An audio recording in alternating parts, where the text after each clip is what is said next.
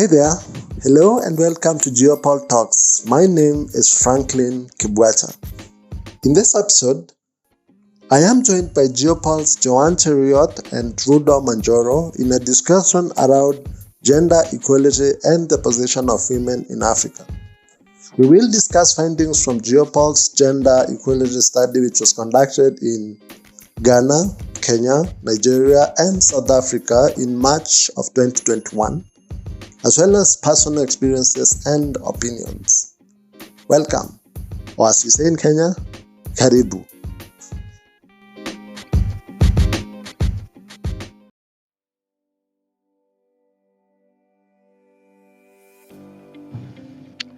Hey Joan, hey Rudo. Hey Frank. Hey, welcome to GeoPoll Talks.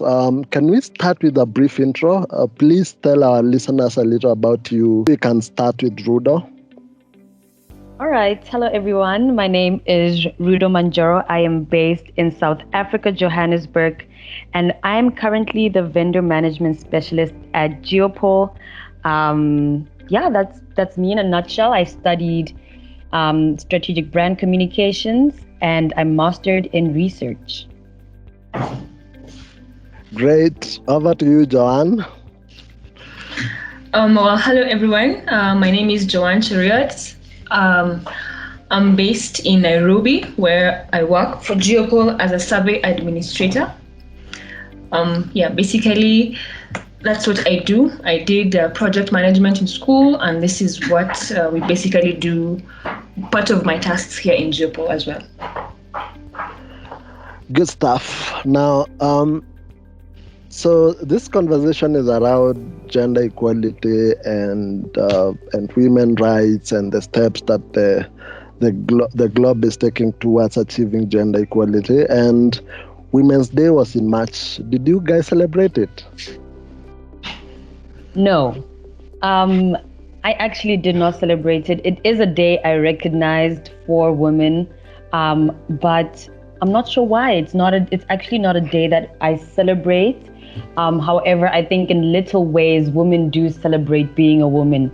Not particularly on the day. I mean, sometimes we will do women-based events and support each other business-wise or mental health-wise as women. But I don't, for me personally, I don't celebrate Women's Day just on Women's Day. So for you, Women's Day is every day? Any day. Basically. All right. How about you, Joan?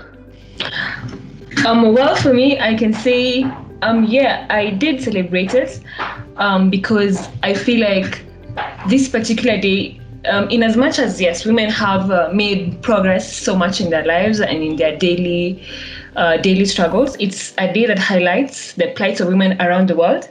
And I did actually. I wished all my friends a happy Women's Day. I congratulated them on how far they've come in their lives, what they've done, and to the people who've inspired me as well, spared a thought to them, and was happy that this day is there, and I think it's a good day to celebrate.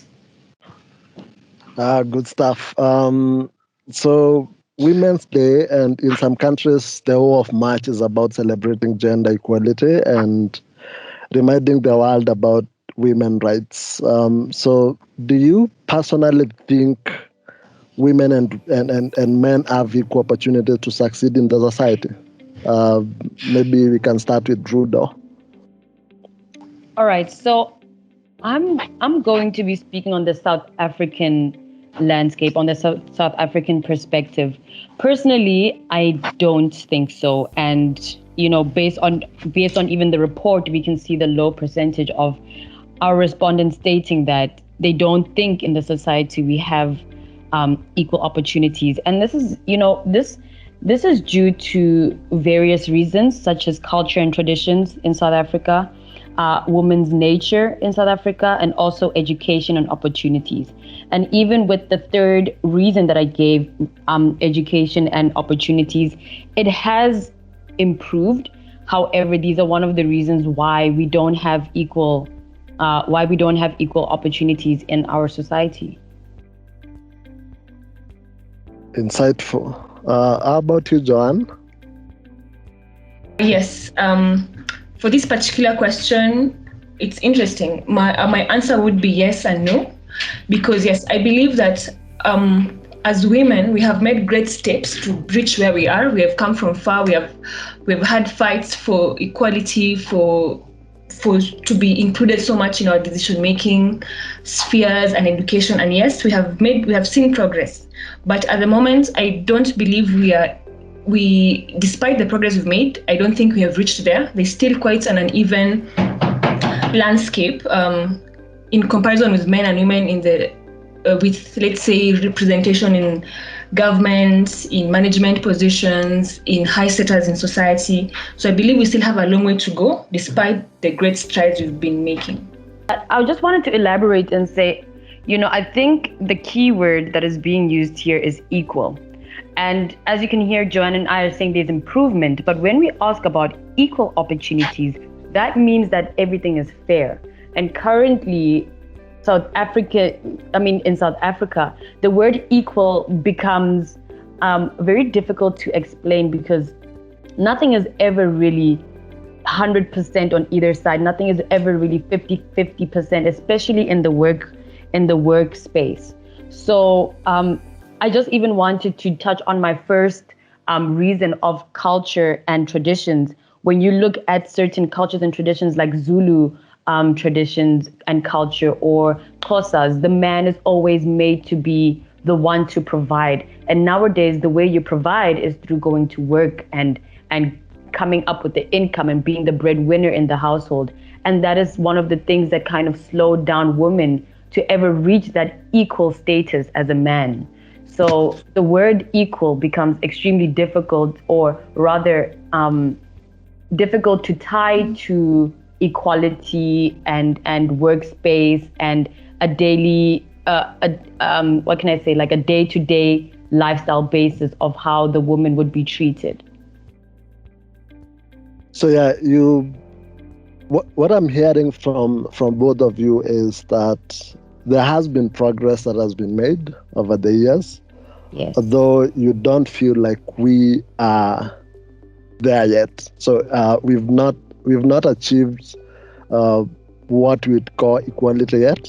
Although you feel like we have had some improvement in the last couple of years, right? Yes.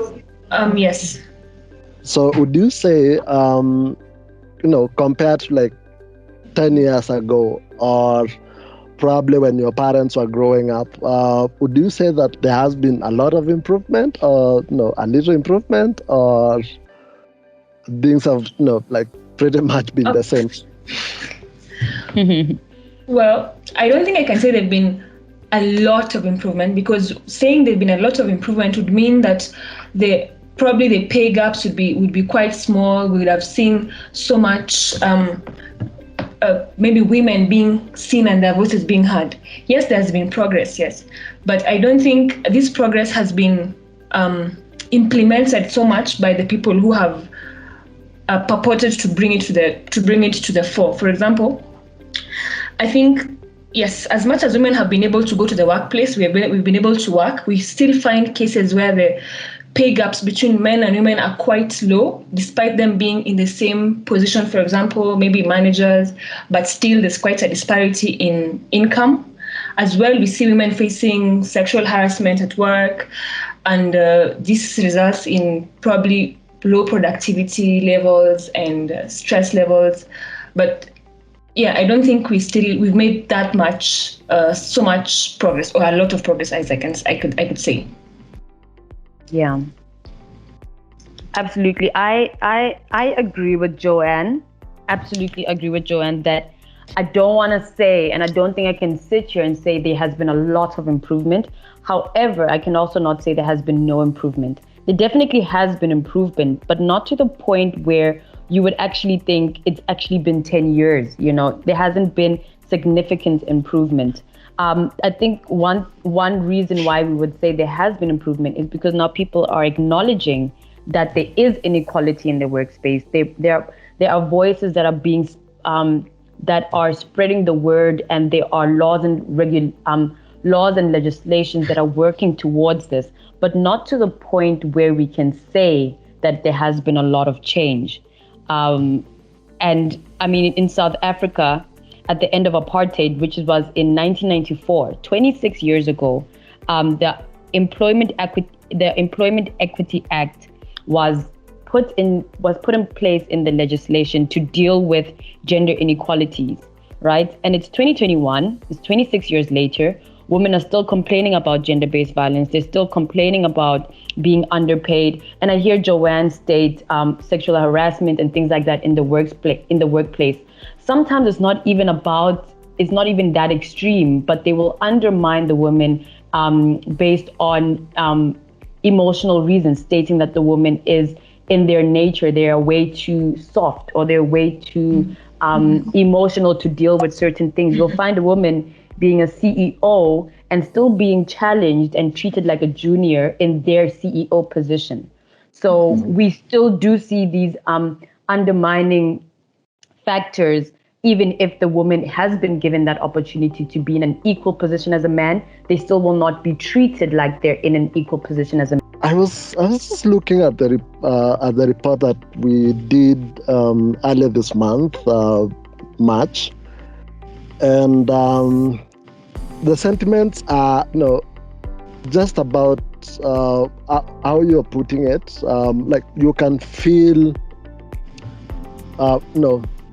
people think on average, so men and women feel on average that the world is moving towards the right direction, but then when you dig deeper into the individual subsets of that data, you start finding more insights around, yes, we've grown, we are doing better, but we are still not there. And I'd like us to take a step back and go into that survey report.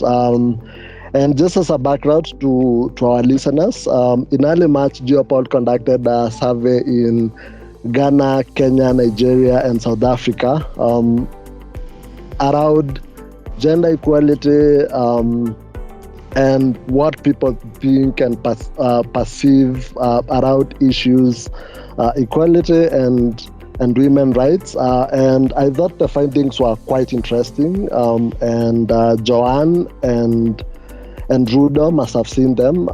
Taking one of the findings, two of the findings from that report, 75% of the respondents said that girls and boys are being given equal opportunities to succeed in school.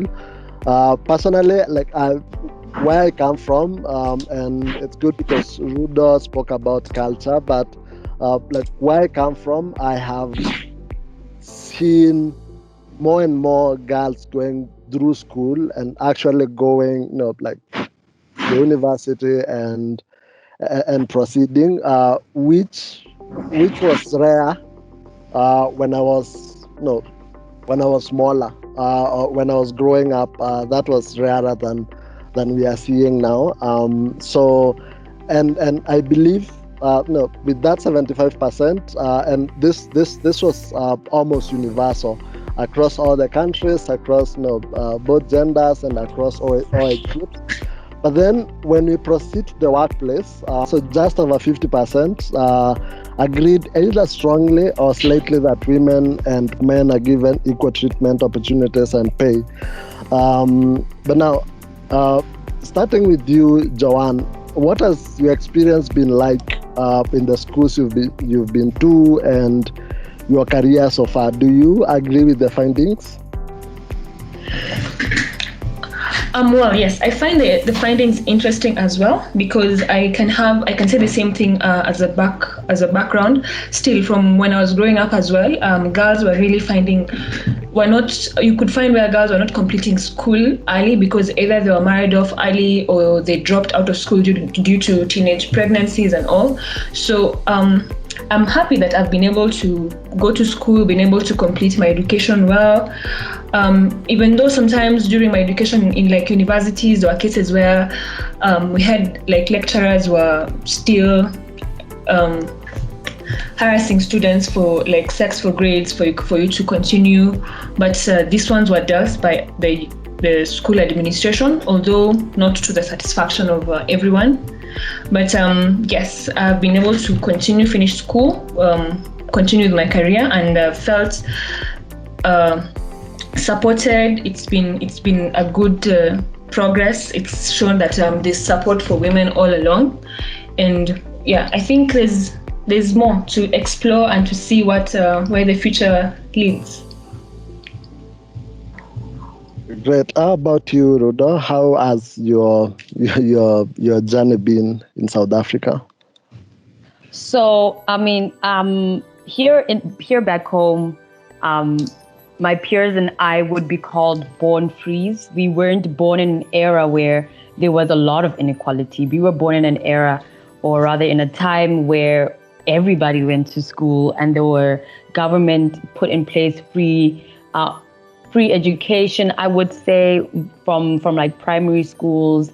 And so I've never experienced a time where males were the prominent gender to be going to school.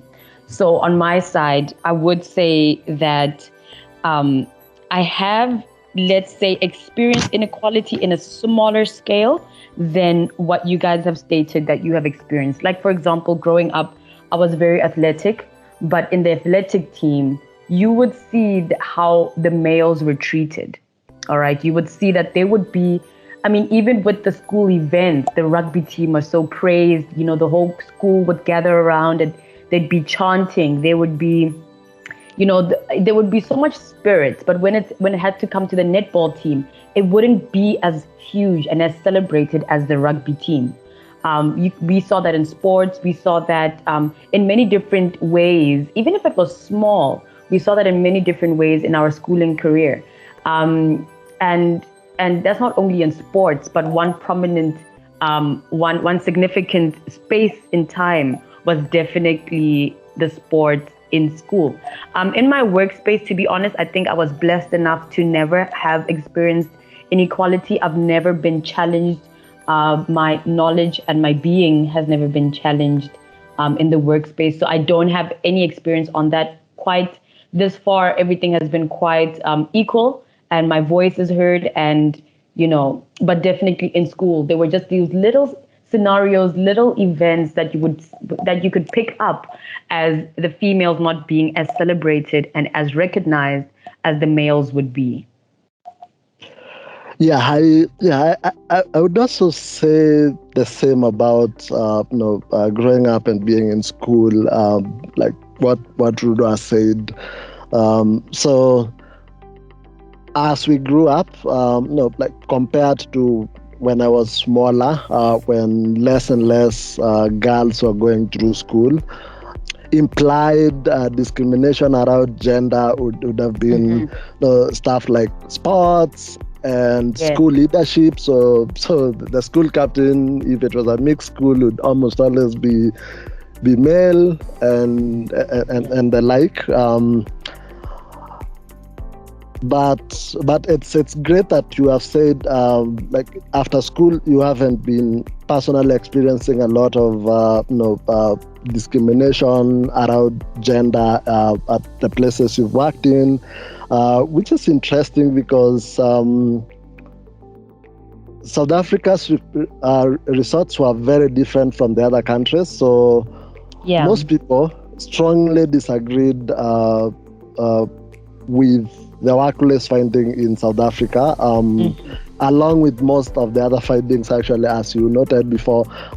For example, when people are asked to rate the statement, women and men are given equal opportunities, treatment and pay in the workplace, that 1% in South Africa strongly disagreed against a comparison of a majority, that is 29%, strongly agreeing with that statement across the other countries. Why would you say that is, Rudo? Yeah, and that's why I say that I think I'm quite lucky and blessed to have never experienced it. And what I can say is I think majority of people stated that because of the mindset that majority of South African males have. Let me tell you, a couple of not even weeks, a couple of days ago, I was having a conversation with my male friend, and he literally said women can possibly not expect to have equal rights in payment and treatment in a male dominated field. And as a researcher, I said, that's quite interesting. Why do you think that? And he said that looking at the nature of a woman, we are far too emotional. When we get pregnant, we slow down business, and that is seen as a negative, right? So already you can see the mentality that is carried in the business place. You can already see that even from a young age, men have certain men, that is, I don't want to generalize, certain men have a perception of how a woman should be and which position she should be put in. It's just that mindset and that belief system that men are simply more equipped for certain jobs. And that's a prominent statement. And that is why I can back that research saying, yes, majority of people in South Africa would strongly disagree that we have those equal opportunities and equal treatments. Simply, I think at the top, one of the top three reasons would be the mindset and the mentality, and actually deeming the woman's nature as a valid reason to why we are not as equipped. All right. They have made it a valid enough reason, which is actually very false, because you find women who have a high emotional intelligence that they would not crack under the job. But you will find men who are extremely aggressive, and you will never find a woman saying, this male is actually way too aggressive to be a psychologist or to be a child helper. You never get really those comments. But watch a woman who is in the mining industry or who is in the sports industry at a very high level. Then you'll find the comments of, oh my goodness, she's way too emotional. Or, oh, is she actually equipped enough to take that position? Can she even confront the team? Does she have confrontational skills? And that's why I say that I think the first reason and what it boils down to is the belief system and the mindset that we see in today's society, that we experience on a daily. That does make sense, because actually in South Africa, lots of people said that men are promoted more often and men are paid more, and it could be those nuances and cultural perceptions that women may not be able to do certain things or handle certain positions and the like. And I'd like to hear Joan's feeling about that. How is the situation in Kenya for you? Oh, well, in Kenya, first of all, I would say it's step one is we are seeing more women in the workplaces, because given that the advances in education, it means more women, we're seeing more girls that have been able to transition from high school to university and from there to higher education and to the workplace. So we are seeing more representation of women, yes, in the workplaces as compared to men, which is a good thing. Although, as we see, the studies are saying that men are promoted more often, it rings true, because we see for our experiences in a Kenyan perspective, yes, most of the higher level jobs, top level jobs are still dominated by men. We're seeing fewer women in the, let's say, board of directors or CEOs. There are fewer. Most of the women are in let's say, middle to low level jobs, and such jobs you find that the rate of promotion is not as high compared to, let's say, men who are from middle levels to higher levels. In addition, we have also this culture of you have to know someone. You find that if I know someone, I have a higher percentage or a higher likelihood of me getting a promotion, even if, let's say, as a woman, I've been able to perform better and I do not know anyone. So we have this culture of, we call it a godfather attitude or culture, I can say, where you get to advance more in your career, in your workplace, if you identify with some people or you know someone. And even if you work harder, you find that there are glass ceiling that you're a woman. There's this attitude that if you have to make it to the next level, you have to provide some favors, or you have had to do something to be able to reach where you are. So it's a pervasive attitude, because it makes people feel like even if you've achieved so much as a woman, let's say you're a CEO, you've advanced, there must be something you did for you to reach there. So we find crippling attitudes that are hindering women from progressing, in as much as, yes, we have more women in the workplaces, but you don't see them advance as fast as men, or they're promoted as more as men. That's what I have experienced, yes. Yeah, interesting, because most of the people, actually in all the countries, men being promoted more often was almost universal. The difference that people have observed at their workplace or other workplaces that relates to gender. Another finding I found interesting was around gender discrimination and sexual harassment. So a majority of females said they have faced some form of sexual harassment. That is 59%, which I think is too high. Do you think the society, the government is doing enough about sexual harassment, Rudo? No. And this question, it really touches my heart, because, like I said, legislations and laws were put in place 26 years ago, and we are still, till this day, asking the government to do better when dealing with gender-based violence, when dealing with gender inequality. Gender-based violence has been a topic that is even louder than before, from the years 2020 to leading up to this year, 2021. We've seen an increase of cases day after day after day, and we still feel like the government is quiet. And that's why you see those results in South Africa stating that they don't do enough. The government their actions are simply not enough. They're too low to even make a difference. And if this whole study was even just based on South Africa, you would have seen an even higher percentage of why we feel like the government is just not doing enough. We are a democracy. We do pick.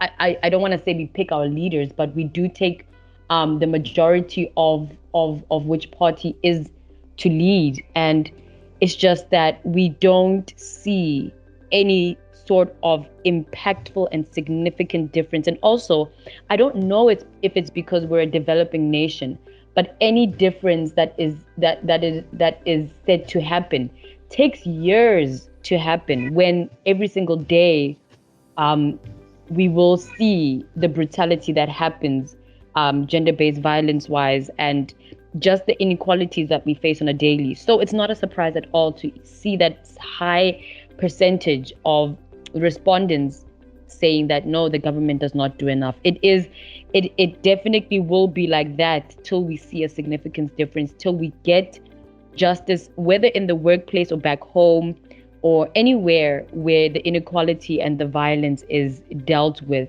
in the correct manner. I'll draw this back to Joan. The last couple of weeks have been pretty interesting in Kenya, with what I would call explosive conversations around sexual harassment, women facing sexual harassment, treatment bordering on rape, and violence generally, even at home.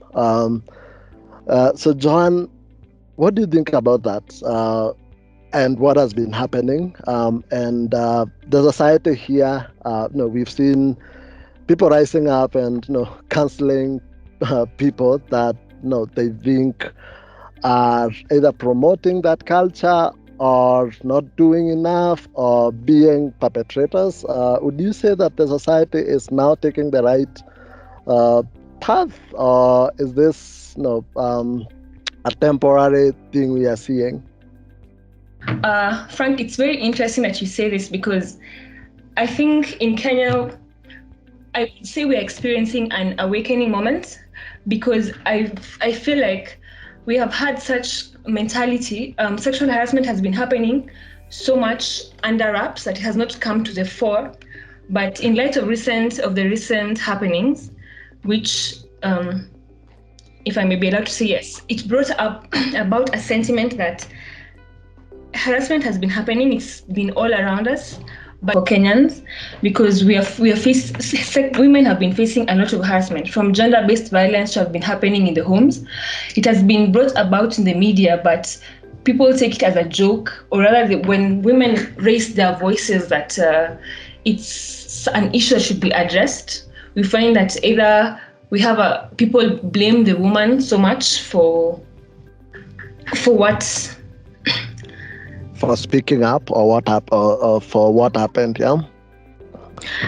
Yes, actually, yes, for speaking up, because we've been seeing cases being brought about in the media, let's say of rape, or we find women have been murdered or killed by their partners, by their friends, or in situations, but we take this as a joke or a normal occurrence.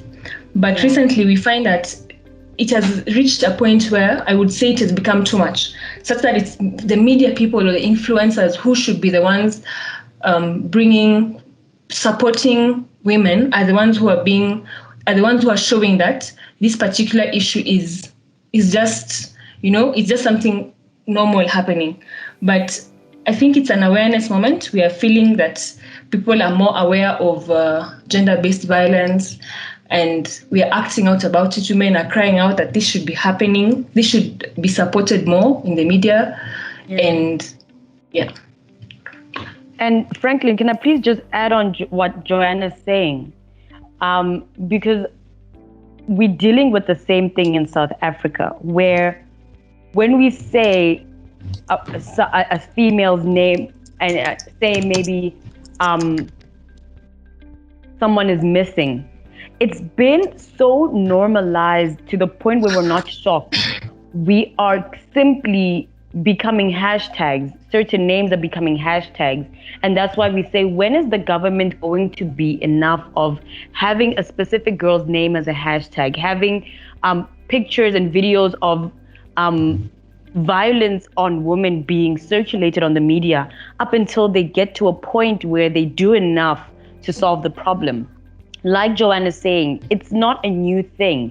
It's just that more people are speaking up about it. More women are not shying down to the fact that to actually say, yes, I've experienced 1, 2, 3, and I'm finally coming out about it. We say here back home, we say, am I next? There was a hashtag that was circulating for a couple of months of saying, am I next? Asking the government and asking the people that this can happen to anybody, whether you're being stolen or killed or raped or facing violence with your partner. Am I the next person to be experiencing these things?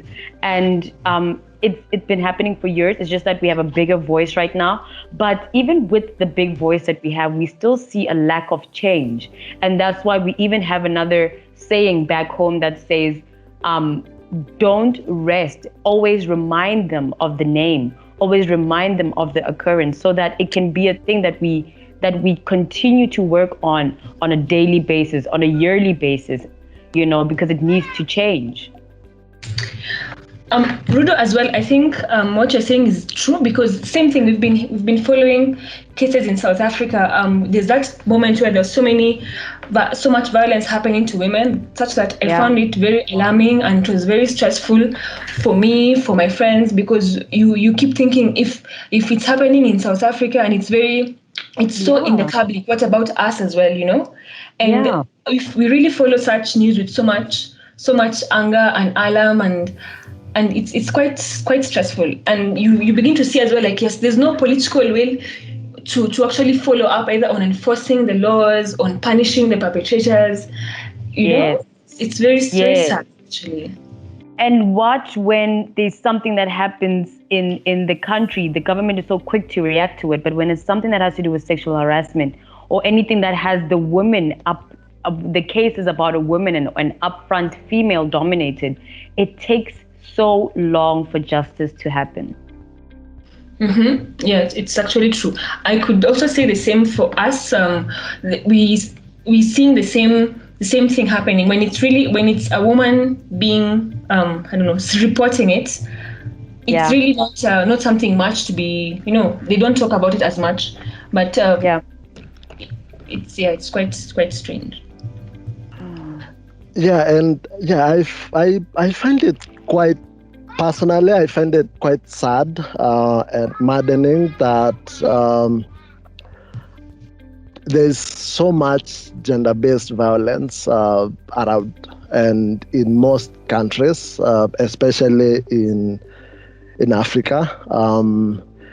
And as per the study, so most countries are struggling with this problem, which I personally think, can end if people started taking the right actions. And by right actions, I mean policies, as you have said, and also people treating each other with respect. I mean,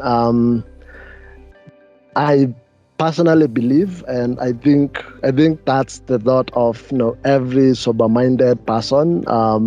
There shouldn't be any form of gender-based violence, and if it's there, it should be treated with the severity that it deserves. I mean, we have seen cases where people go to police stations and the people manning those police desks laugh at them or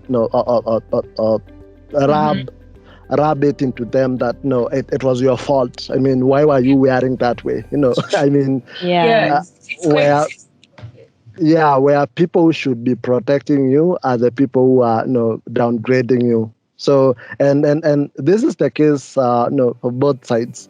So for women, like our policymakers or people that should be protecting us will blame the woman for the violence that was meted on her.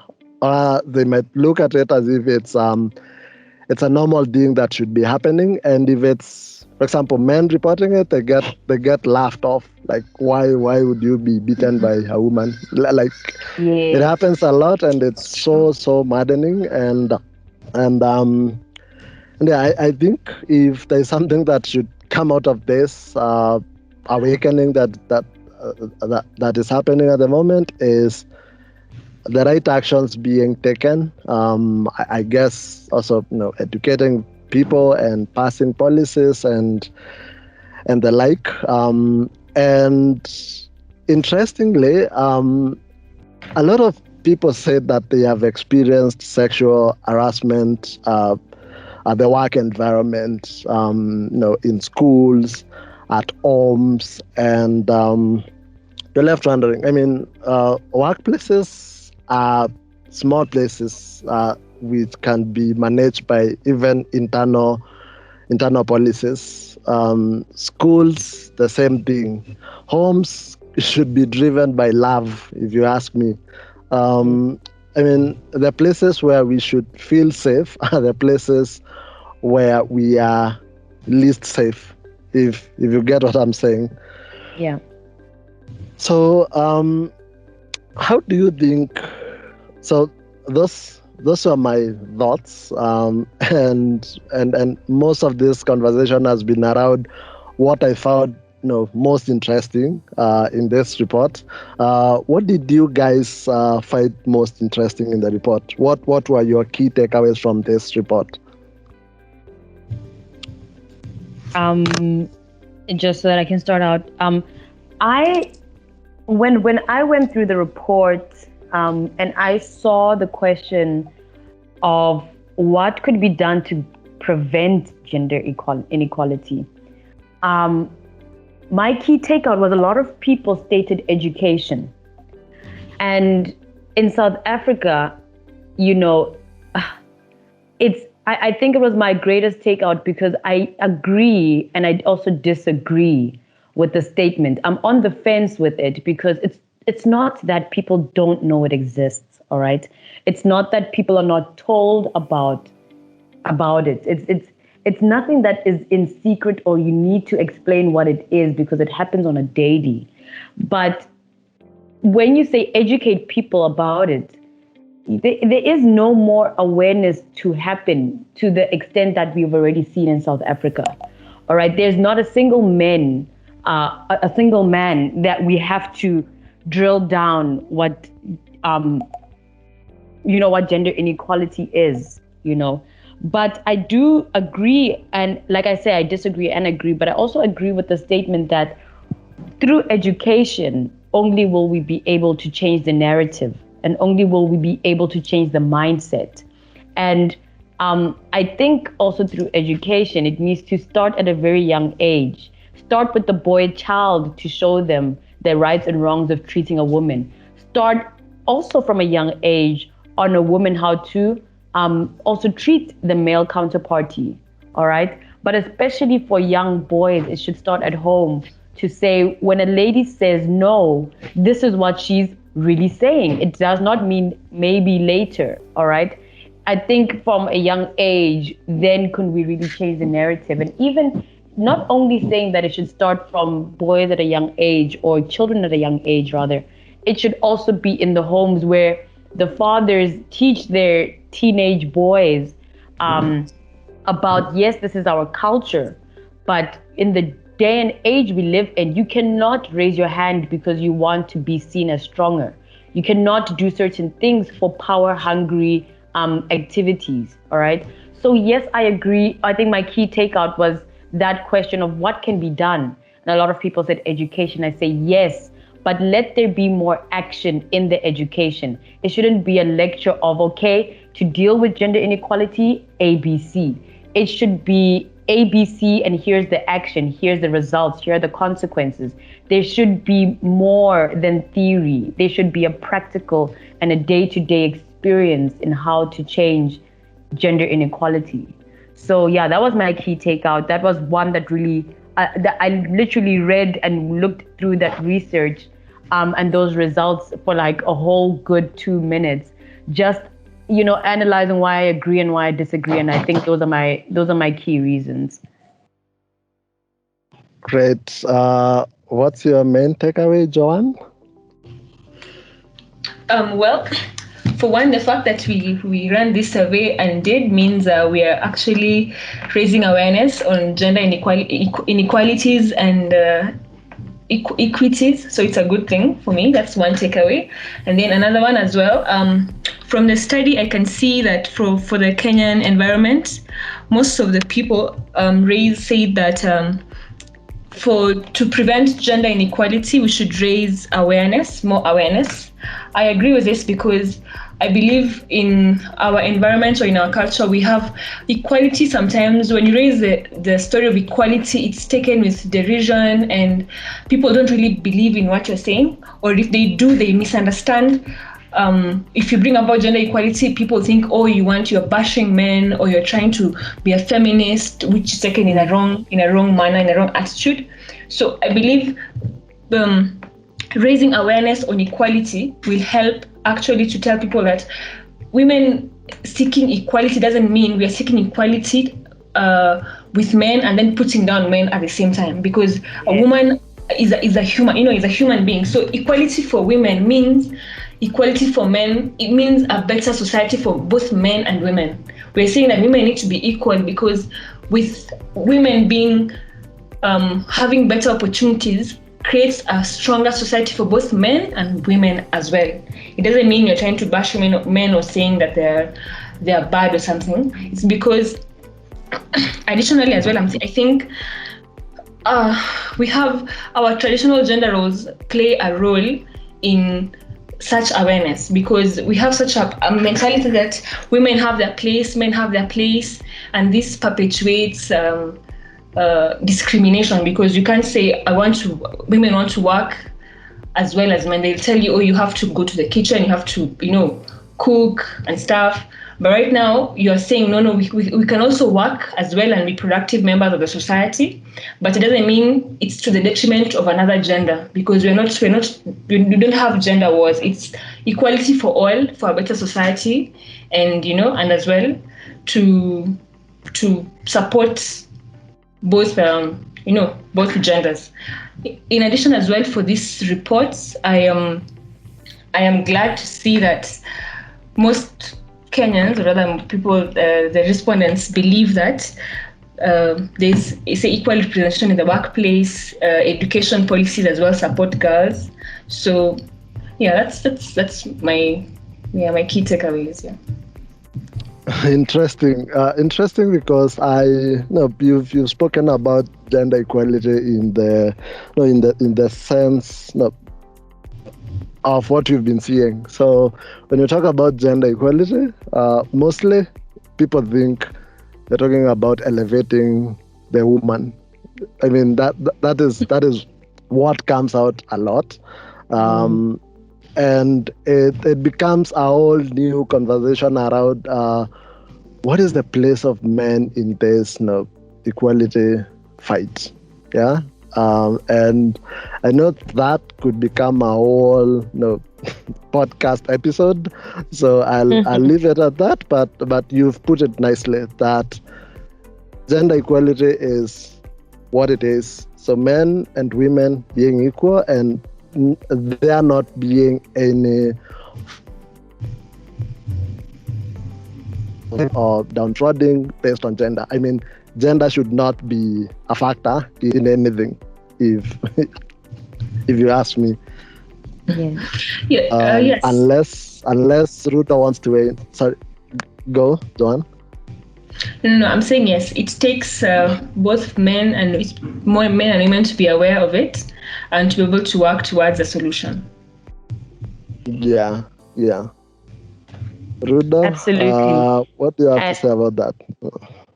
Absolutely, I do. I do agree that gender should not be a reason, and whether you are male or female, your capability should never be attached to your gender.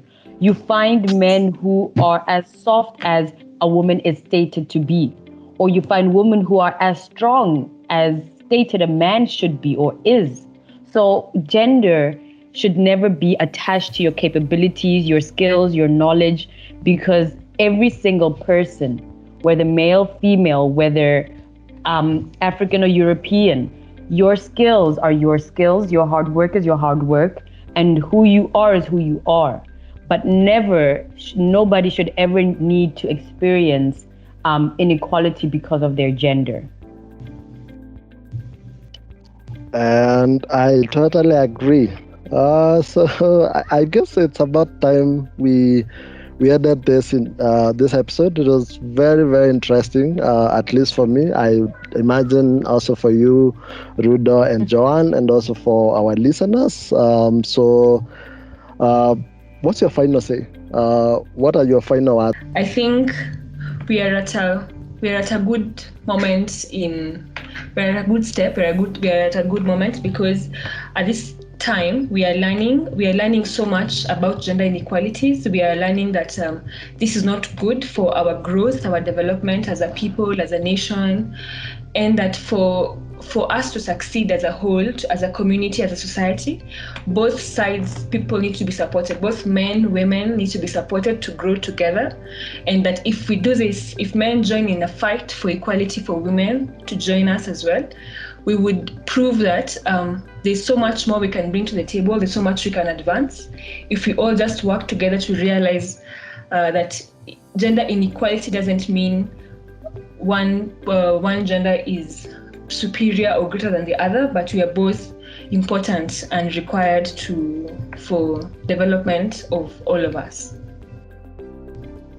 Great. Joan, who do you say is the woman you admire most? Globally, locally? Well, that's interesting. I would say one of the people I admire the most would be Michelle Obama. I find her to be a great inspiration to me and to people I know around. I think she's done a lot, and wherever she has reached, to being the first lady, and she's used her position to advance, to show that yes, you can be a woman in power but still maintain integrity, still maintain poise, still maintain your own sense of a woman, and still be a woman of value and advance women's rights.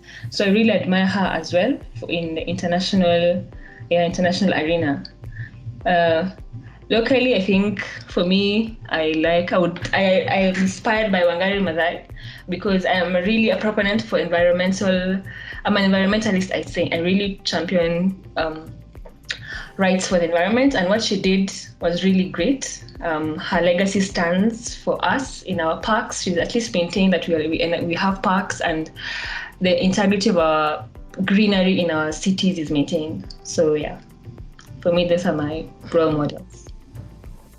Great, because both Michelle Obama and Wangari Maathai were in the top 10 of the most admired women when we ran the survey.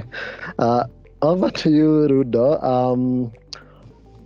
Which woman do you look up to most in the world? This question, when I was going through the report, this question, I was like, oh, Rudo, so who is your woman? And I actually don't have one name. You know why? And I say that because I feel like every single woman goes through their trials and tribulations to become the woman that they aspire to be. And I mean, if it's close to home, I would say my grandmother, my mother, for pushing through everything. When I think about celebrities and I think about the people who are frontline, well known, I would definitely put Michelle Obama in there, Oprah Winfrey in there. There's so many people. I genuinely cannot pick one woman. There's a whole list full of women, and I think for me it's difficult because I aspire to a specific woman in a specific area of my life. If it comes to like work, I would aspire to a certain woman. If it comes to the environment or to mindset, I always think of a specific woman. I don't think it's one woman in general. So yeah, but we have pretty amazing women out there. And just as my finishing off message and my last thing to say to whoever's listening is that you are capable of doing anything that you put your mind to. And you should not undermine your capabilities because of what another person says about you. If you are able to make a change, make that change happen. Be the change that you wish to see in the world, like Gandhi once said. And also, don't ever think that your small percentage of change can never be strong enough or big enough to actually make a huge impact. If you're a sister and you're at home and you have a little brother, make that change to teach them certain things. If you're a mom, or even if you are a teacher, you, especially as a teacher, are somebody who can have a huge impact on a daily by just doing a small thing in the classroom that will impact that individual growing up. Yeah. Great. That's a fitting way to end this conversation. I had a lot of fun, and thanks a lot, Joan and Rudo, for joining me on this episode of GeoPoll Talks. I hope we do this again soon. Yes. Thank you for having us. It was interesting. Thank you, Franklin.